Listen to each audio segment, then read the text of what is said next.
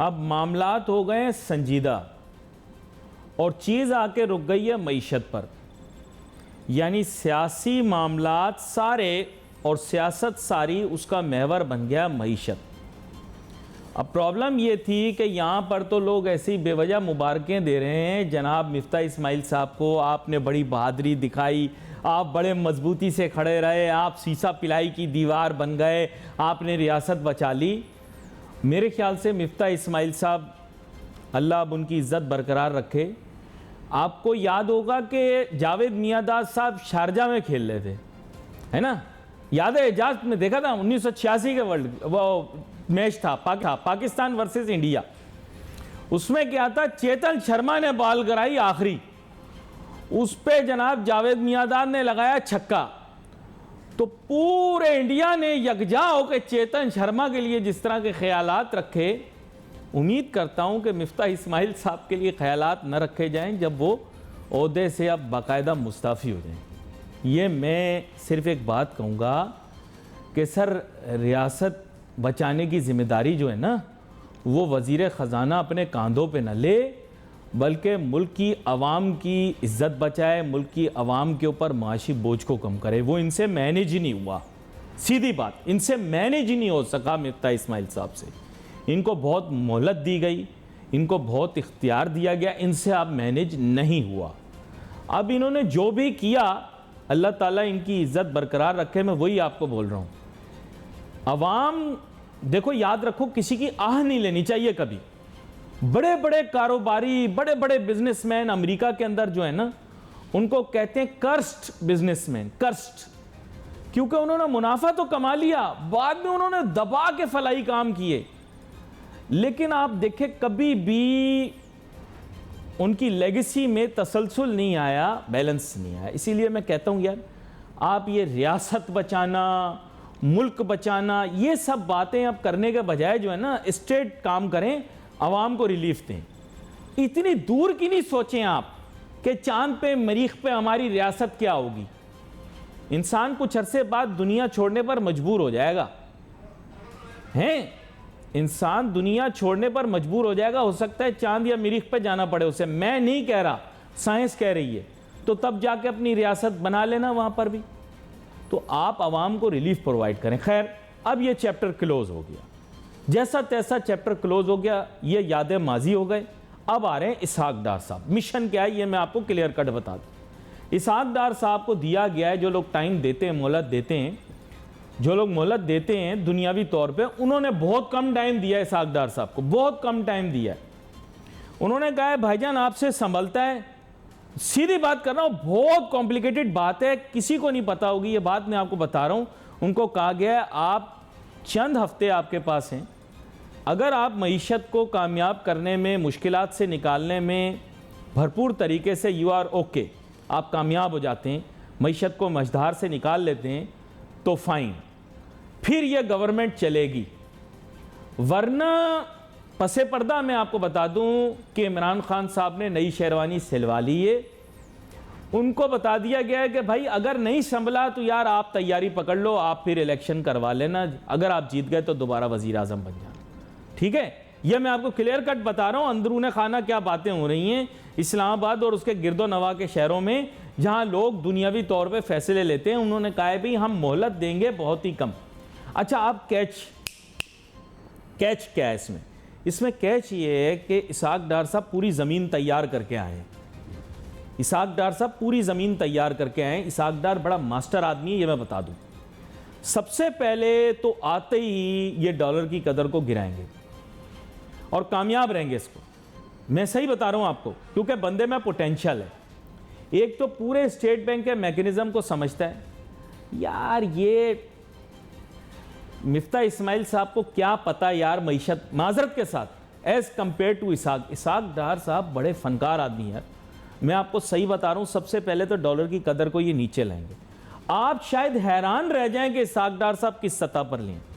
मैं आपको इस हद तक कह सकता हूं कि मुमकिन है कि इसहाक डार साहब उस सतह से भी कम पे डॉलर को ले जाएं जिस सतह के ऊपर पीटीआई छोड़कर गई थी।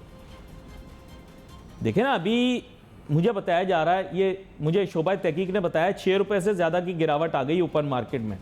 6 रुपए 40 पैसे, ठीक है। शाम तक हो सकता है और भी गिरे। ये मैं आपको क्लियर कट बात बता दूं, अव्वल तो ये हकीकी थी ही नहीं ना, डॉलर की जो कदर थी ये हकीकी थी ही नहीं। मैंने तो आप लोगों को पहले कहा था कि डॉलर की कदर हकीकी है ही नहीं। डॉलर की कदर तो हमारे मुल्क के अंदर बहुत ही कम होनी चाहिए। आप यार कभी खुद को पता नहीं क्या दुनिया आदिम तरीन बना देते हो, कभी बदतरीन बना देते हो।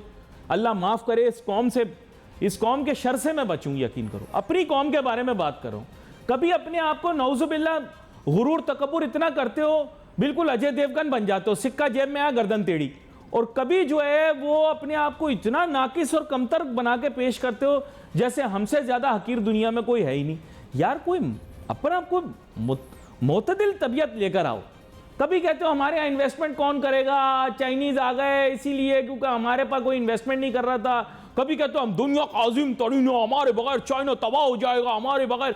ये ड्रामे नहीं किया करो। कभी कहीं अपनी एक पोजीशन रखो, मुतदिल रहो, ना बहुत अच्छे हो आप, ना बहुत बुरे हो आप, इसके दरमियान ही हो। माशी तौर पे, इखलाकी तौर पे नहीं, इखलाकी तौर पे मेरा काम नहीं है, इखलाकी तौर पे भाई और लोगों को ढूंढो, वो आपको बताएंगे आप क्या हो। अब हमें ज्वाइन करेंगे सीनियर रहनुमा पाकिस्तान मुस्लिम लीग नवाज़ के और मोहम्मद ज़ुबैर साहब मईशत से इतने वाकिफ़ हैं कि इनको बज़ाते ख़ुद जो है वो ये कहा जा सकता है कि ये माहिर मुआशियात तसव्वुर किए जाएंगे।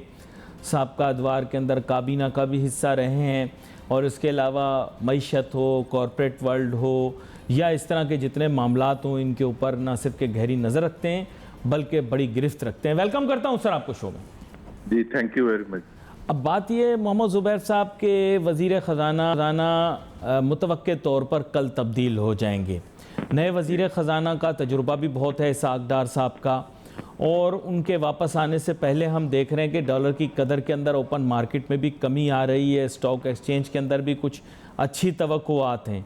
तो क्या एक्सपेक्टेशन की जा सकती है कि इनके आने के बाद मईशत में थोड़ा ठहराव आएगा, और क्या PMLN के अंदर भी ये ख्याल पाया जाता है कि शायद मिफ्ता इस्माइल साहब से कुछ गलतियां हो गई हों? जी देखें, एक तो सबसे पहले मिफ्ता इस्माइल के हवाले से पाकिस्तान मुस्लिम लीग नवाज ने जब हुकूमत संभाली तो एक मुश्किल पीरियड था, मुश्किल तरीन पीरियड कहा जा सकता है। और उसके मैक्रो इकनॉमिक इंडिकेटर्स की सिर्फ वजह नहीं, कोई भी पार्टी हुकूमत में आ रही हो और उसके पास तकरीबन साल सवा साल हो और उस पर भी एक अनसर्टेनिटी हो कि कितने अरसे के लिए आ रहे हैं, बट मैक्सिमम तकरीबन 1.5 साल का, 1.5 साल भी नहीं होता वो जब आप इलेक्शन ईयर होते हैं ना, लास्ट के 8-9 महीने, वो उस वक्त आप मईशत को नहीं ठीक करते, आप आगे इलेक्शन लड़ने की तैयारी कर सकते हैं। तो जस्ट अबाउट 7-8-9 मंथ में आप ना रिफॉर्म्स कर सकते हैं, ना कोई स्ट्रेटेजिक डिसीजंस कर सकते हैं, ना रीस्ट्रक्चरिंग कोई स्टेट एंटरप्राइजेस कर सकते हैं। तो एक तो वो you have a very limited mandate in that way, तो उसको उसमें मईशत को सहारा देना it's not an easy job. I mean compare this with यही आदाद शुमार होते, यही इंडिकेटर्स होते और 5 साल का मैंडेट होता, तो वो एक आसान होता आपको एक इस्लाहात करना और आपको मईशत को सही राह पर लेके चलना। अब ये जो था उसमें कुछ चीजें थी जो फैसले किए गए, जिसमें सबसे ज्यादा जो अवाम के पॉइंट ऑफ व्यू से नुकसान हुआ, उसका रिएक्शन आना शुरू हुआ, वो मईशत, वो महंगाई थी। अब महंगाई एक ऐसी चीज होती है जो हर इंसान को अफेक्ट करती है, एक्सेप्ट फॉर अल्ट्रा रिच जो होते हैं, लेकिन सबको अफेक्ट करती है, खासतौर पर वो जो कि मासेस हैं, फिर लो मिडिल क्लास में जो लोग हैं, मिडिल क्लास सबसे ज्यादा उस पर असर होता है, बिकॉज उनको अपनी लाइफस्टाइल भी कैरी करनी पड़ती है। तो वो सारे बहुत बुरे तरीके से मुतासर हुए। आपको पता है कि महंगाई उस सतह पर पहुंच गई जो पिछले 40-50 साल से नहीं देखी गई। तो पार्टी के अंदर भी आवाजें तो आ रही, और फिर एक जो चीज पाकिस्तान के अवाम सब देखते हैं, नजर रखते हैं, वो डॉलर की कीमत होती है, रुपए की कीमत होती है कि वो कितने अच्छे तरीके से संभला हुआ है या गिर रहा है बुरे तरीके से। तो आपने देखा इस पीरियड में काफी बुरे तरीके से शॉक्स आए as far as rupees concerned, और वो सिर्फ एक तरफा नहीं था, क्योंकि मार्केट के लिए, किसी भी मार्केट के लिए जो वाइल्ड स्विंग्स होते हैं ना, वो उससे भी खराब होते हैं। क्योंकि आपने देखा 182 से 140 के करीब गया, और फिर 140 से तकरीबन 240 पर गया और फिर 212 पर आ गया within a matter of few week, फिर within a matter of few week 240 के करीब पहुंच गया। तो ये वाइल्ड स्विंग्स में जिसने भी बिजनेस करना है उसकी तो समझ ही नहीं है ना कि हम करें क्या, ये इसका ट्रेंड क्या है। तो जब ट्रेंड ही नहीं समझ आ रहा, इसी तरह से दूसरी मार्केट। अच्छा, लेकिन मैं वैसे आपसे पूछता हूं क्योंकि आप इस शोबे पर महारत रखते हैं तो आप इस पर बात कर पाएंगे। असल में बात ये कि इसहाक डार साहब उस दौर के वजीर ख़जाना है जब इंटरवेंशन स्टेट बैंक की या सेंट्रल बैंक की जो थी it was considered okay, but right now as you are well aware के जो एक्सचेंज रेट रजीम है वो चेंज कर दी गई है और उसको ज़्यादा फ्लोट बेस्ड कर दिया, मार्केट बेस्ड कर दिया। अब इस सिचुएशन के अंदर आपके ख्याल से क्या इसहाक डार साहब will be able to pull out the miracle that he had done in the past by bringing down the value of the dollar using state bank or central bank intervention?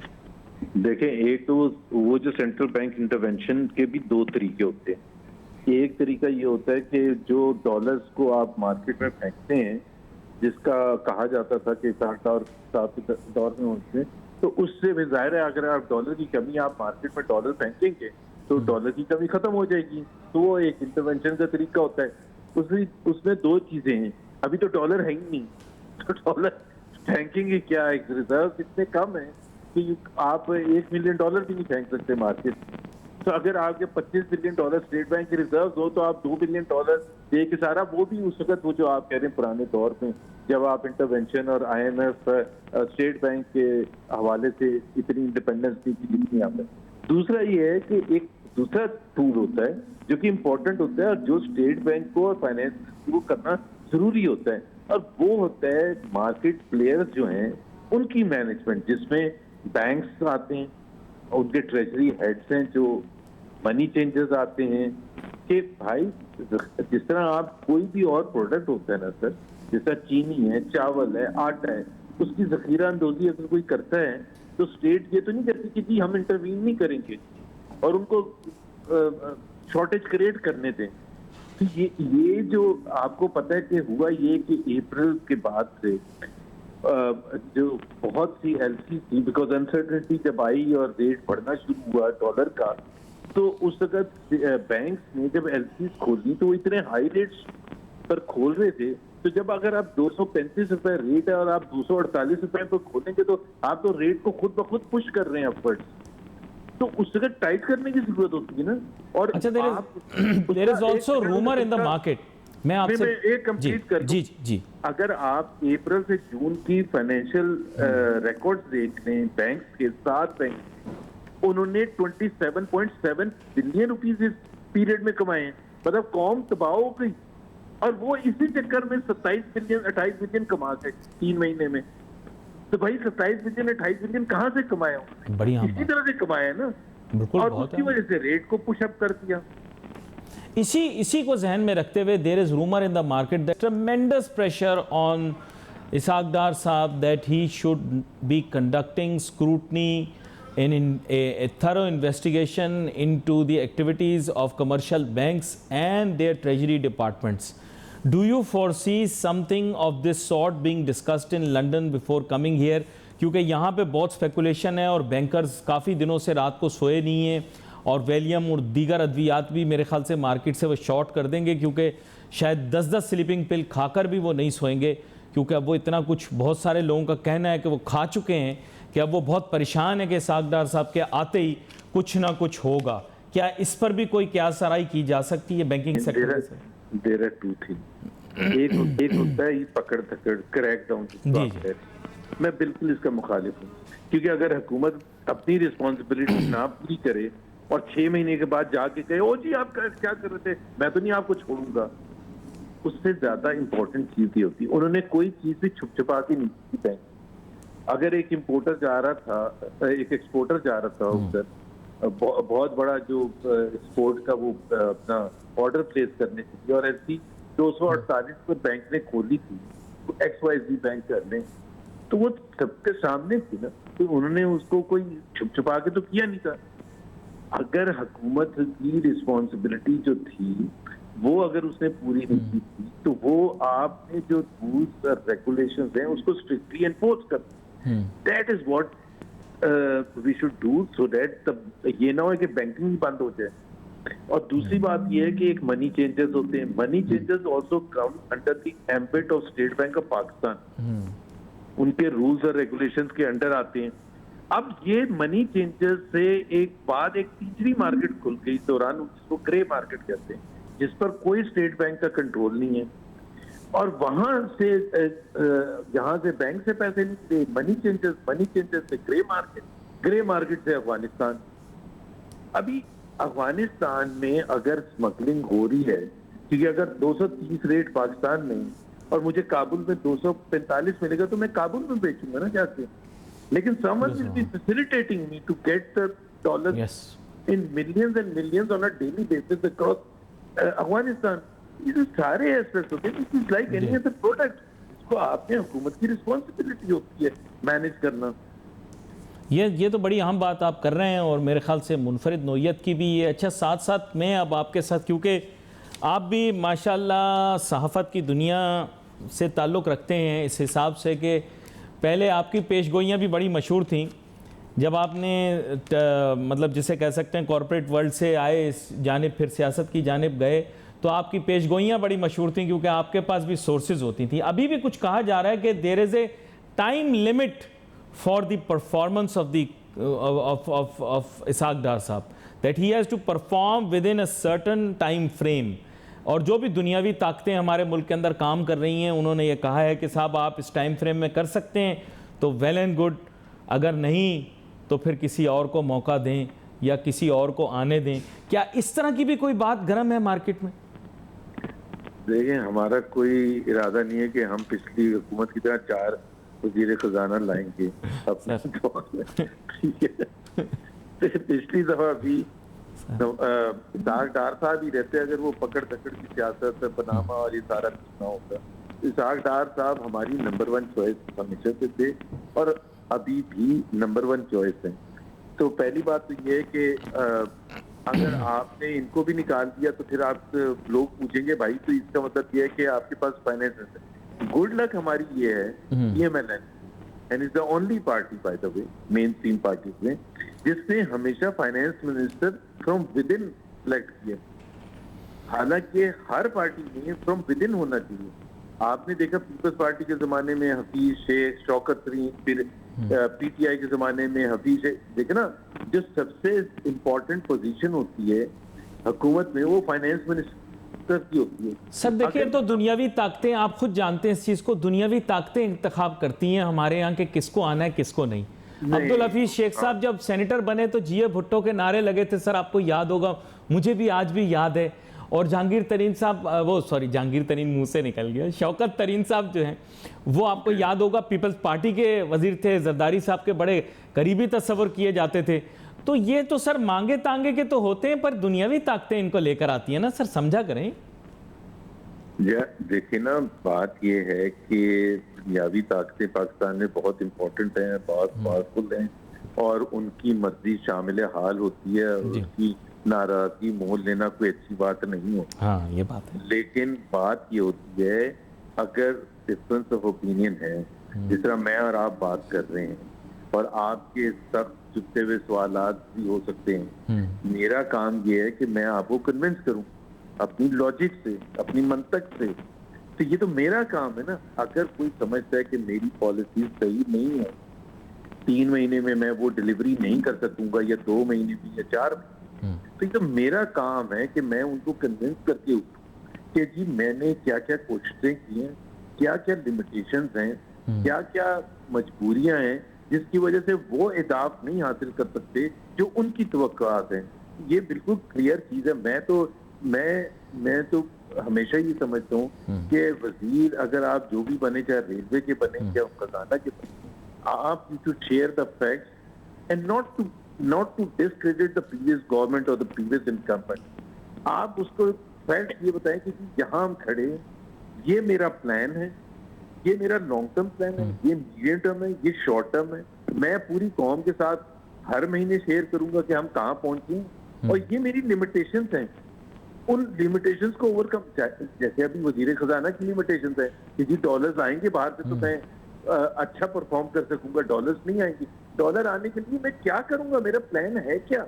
ये तो नहीं ऐसे कर सकता उंगली में बैठ के गिनवा दूं कि जी यहाँ से 2 बिलियन और यहाँ से 1 बिलियन और यहाँ से 1.5 बिलियन और ये मोटा मोटा करके आपने बता दिया। ऐसे नहीं, मतलब एक ऐसा प्लान सब पढ़े लिखे लोग भी जो समझते हैं इन चीजों को, उनको भी नजर आए कि भाई इसको कोई इसमें मेहनत की है, there is a plan to fix things from wherever they are right now. क्योंकि जितना भी खराब हो, आपने ट्रेंड शुड बी पॉजिटिव, चाहे वो स्लो हो पॉजिटिविटी की तरफ से, लेकिन श्योर हो कि जी आहिस्ता आहिस्ता कर्व जो है वो ऊपर जाएगा, नीचे नहीं आएगा। जब वाइल्ड स्विंग नहीं लेगा, ऊपर जाएगा, फिर चढ़ाव से नीचे आएगा और फिर चढ़ाव से ऊपर जाएगा, ऐसा नहीं है। तो आपको हर शोबे में स्टेक होल्डर्स के साथ मिलकर, जो इंडस्ट्रियलिस्ट हैं, जो स्टॉक प्लेयर्स हैं, जो करेंसी के प्लेयर्स हैं, फाइनेंशियल इंस्टीट्यूशंस हैं, चैम्बर्स हैं, स्टॉक एक्सचेंजेस हैं, जितने भी हमारे जो हैं फैसलाबाद के बिजनेसमैन हैं, लाहौर के, एप्टमा है, कराची के बड़े बड़े बिजनेसमैन हैं, तो स्टेट बैंक ऑफ पाकिस्तान है, ये सारे मेन स्टेक होल्डर्स हैं और उनके इनपुट से ही पॉलिसी बनाते हैं। बिकॉज आप वो तजर्बा रखते हैं, उनको सब कुछ पता है। बाबू वहां बैठ के इस्लामाबाद में तो नहीं फैसले कर सकते कि क्या चीज सही है मुल्क के लिए, क्या है। तो जितना आप एंगेज करेंगे उनको, उतना ज्यादा आपके लिए अच्छा होगा। ये बड़ा ही अहम नुक्ता था और बड़ी अच्छी गुफ्तगू रही आपके साथ, बड़ी एहसन बात रही। यहाँ पर आपका शुक्रिया करता हूँ। चलें फिर तमाम चीज़ों को अब एक तरह से कंक्लूड करते हैं। बात कुछ ऐसी है कि अब इसहाक डार साहब वापस आएंगे। इसहाक डार साहब के वापस आने के बाद लोगों के अंदर एक उम्मीद जागी है, डॉलर की कदर में कमी होना शुरू हो गई है। आगे जाके लोग पुरुम्मीद हैं कि और ज़्यादा कमी आएगी, कि वो माजी में वो बड़े अच्छे तरीके से डॉलर के रेट को मैनेज कर चुके हैं। स्टेट बैंक के ऊपर कितना असर रसूख उनका होगा ये हमें देखना पड़ेगा, क्योंकि स्टेट बैंक से बहुत सारी अब पॉलिसियाँ मुरतब होती हैं। अब वो बीच में आज़ादी का क्या ले आए थे, बिल ले आए थे, कानून ले आए थे, उसका क्या स्टेटस है ये देखेंगे। क्योंकि इसहाक डार साहब अगर अच्छे तरीके से स्टेट बैंक को सेंट्रल बैंक के साथ रिलेशनशिप बनाकर चीज़ें ले जाने में कामयाब हो गए, तो फिर हम देखेंगे कि मईशत में कुछ बेहतरी आ सकती है। इंटरेस्ट रेट के ऊपर उनके ऊपर दबाव होगा कि इंटरेस्ट रेट में वो इजाफ़ा करें। अगर वो इंटरेस्ट रेट में इजाफ़ा करते हैं, आवाम के लिए बहुत अच्छा होगा, लेकिन ताजिर सनतकार जो हैं वो थोड़ा सा चीखेंगे, चिल्लाएंगे। स्टॉक मार्केट के ऊपर भी उसके असरात मुरतब होंगे। तहम ऐसा महसूस होता है कि उनकी मजबूरी होगी इंटरेस्ट रेट को बढ़ाना, अगर बैनुल अक़वामी सतह के ऊपर IMF की तरफ से दबाव बरकरार रहता है तो। अब ये भी बड़ा अहम फैसला है, डॉलर का रेट, इंटरेस्ट रेट, ताजिर को खुश रखना है या आवाम को खुश रखना है। क्योंकि देखें अब इलेक्शन आ गए बिल्कुल करीब, और जो भी मामला तय होते हैं अब इलेक्शन के अंदर वक्त इतना ज़्यादा है नहीं, तो फिलफौर आना है, आसानी पैदा करनी है। फिर सैलाब आया हुआ है, सैलाब के असरात हैं। अब कुछ लोग कह रहे हैं कि साहब बहुत बढ़ा चढ़ा के पाकिस्तानों ने पेश कर रहा है, कोई कह रहा है कि साहब नुकसानात वाकई में बहुत ज़्यादा हैं लेकिन महदूद इलाके में हैं, कोई कह रहा है कि उसके दूरस्थ नताइज होंगे। तो अब इन सब चीज़ों को भी आकर इसहाक डार साहब को मैनेज करना पड़ेगा। तो ये बहुत सारी ऐसी चीज़ें हैं जिनको उनको देखना पड़ेगा। वक्त, जैसे मैंने आपको बताया, इलेक्शन नज़दीक है, क्या करेंगे इसके बारे में हम जानने की कोशिश करेंगे आगे आने वाले प्रोग्रामों के अंदर। We wait for message. Nasir हमारी टीम को इजाज़त दीजिए। अल्लाह हाफिज़।